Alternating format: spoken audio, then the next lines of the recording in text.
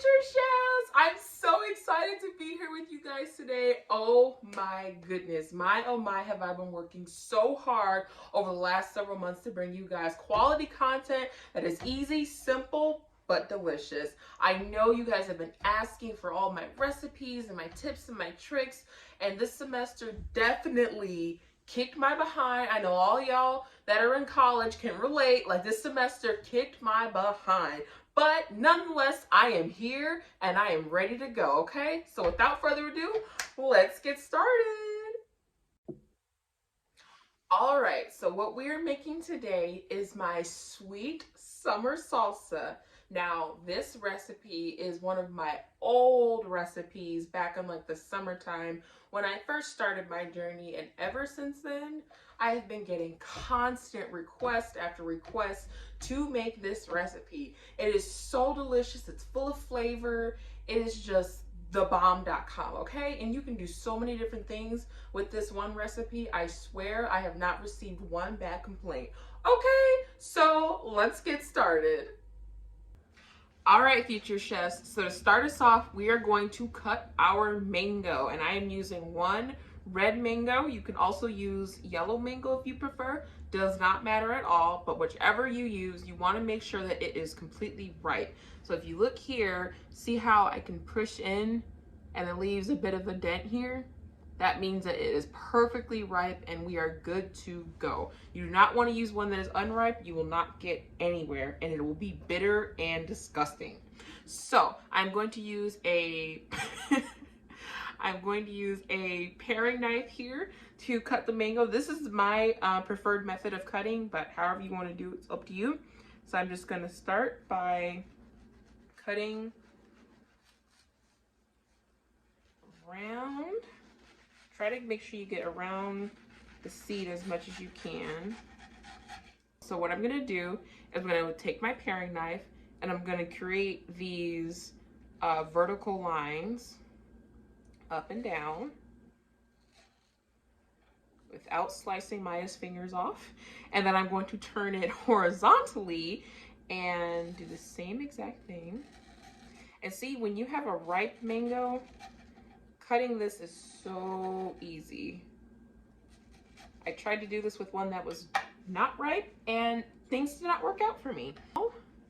We have all these beautiful squares.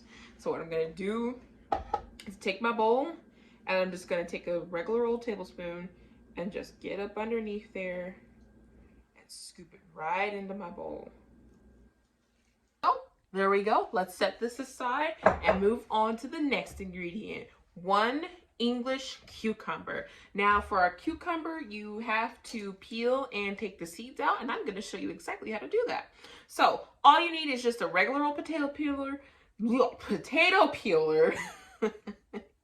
need a potato peeler, and you're just going to do as so and just, yeah, peel away. And now I am just going to run my knife down the center and then take the seeds out. So all you do is just you cut down the middle, again without chopping your fingers off. I have been known to cause lots of injuries in the kitchen, so don't do that, okay? So just cut it down the middle. And then here we have it. You have all the seeds in there. You can leave these in, but for my salsa, I don't really like a whole lot of seeds. I don't know, it's just a texture thing. So, okay, anyway, so I'm taking, this is a cucumber, what is this thing called again? Melon baller. Oh, thanks, Mom. It is called a melon baller, and you can use a regular teaspoon again, but I just prefer this method. So all I'm doing is just taking the small side of the melon baller and I'm just scooping out my seeds. All right, so here we have my cucumber that I have peeled and seeded. See, look, no seeds whatsoever. So now comes the fun part. We get to dice it. So I'm just gonna cut off these little bitty baby ends. Probably will eat these off camera, but not right now. So here we go. Okay, so we're just gonna cut some little strips down. So I'm just gonna run my knife straight across. And then do the same thing again. And you want to create about maybe 3 to 4 strips, depending on how big this is. But I think I'm good with just those. All right, so now I've got like little strips here. See, little baby strips. And then all you do, you turn around.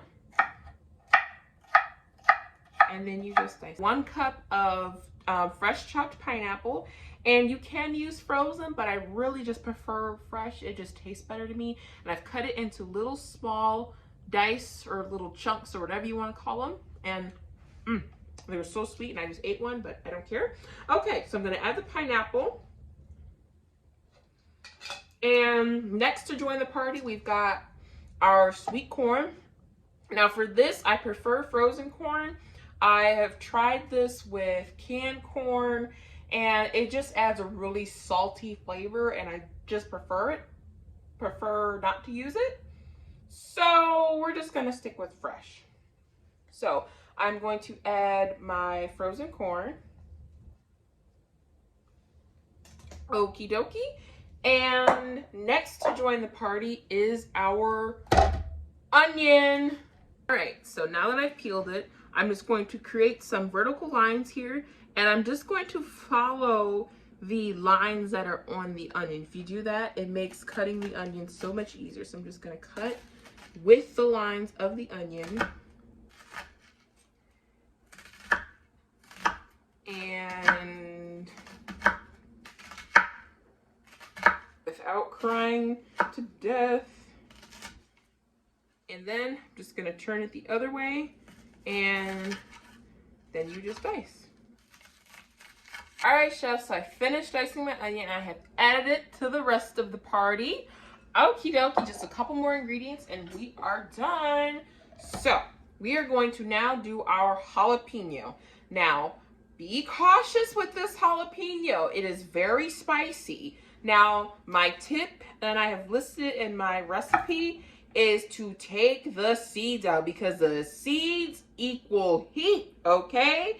So take the seeds out, but if you want to be really risque and just go all heat, then you leave the seeds in. But Maya is going to be smart and take the seeds out, because Maya knows what she can handle.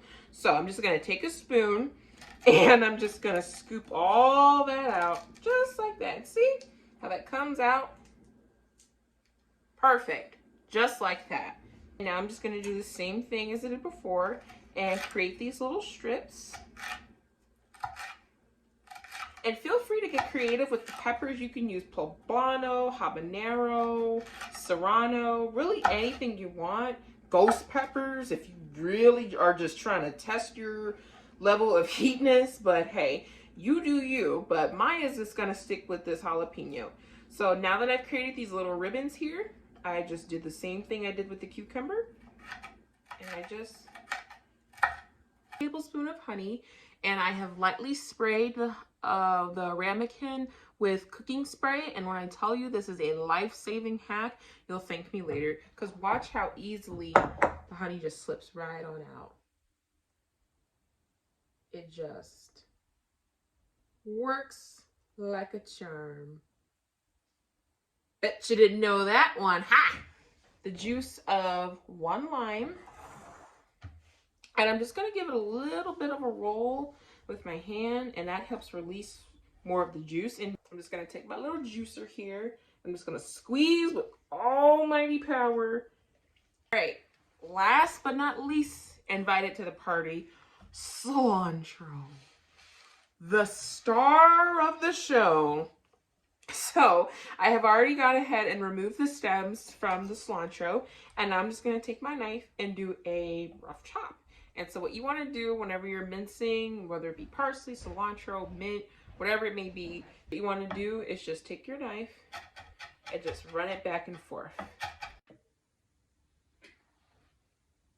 All right, chefs. Here's the fun part. All we have to do is mix it together, and then I get to taste it. I mean, eat it for like the gazillionth time, but whatever you want to call it. So I'm just going to take a nice little spoon and just toss and make sure everything gets evenly incorporated. And as I say all the time, let the honey and lime get to know each other. I'm telling you, that combination is like the bomb diggity. If you want to add honey and lime juice to a salad, I'm telling you, you'll thank me later, okay? So I just added good handful of cilantro, just enough to taste really, but I kind of add a little extra because I'm kind of obsessed with cilantro. But you do you, and add as much or as little as you like. Look at the final product. Look at how colorful it is and how juicy, because we had that really ripe pineapple and mango, and the honey and the lime have just kind of marinated together, and it never fails every time.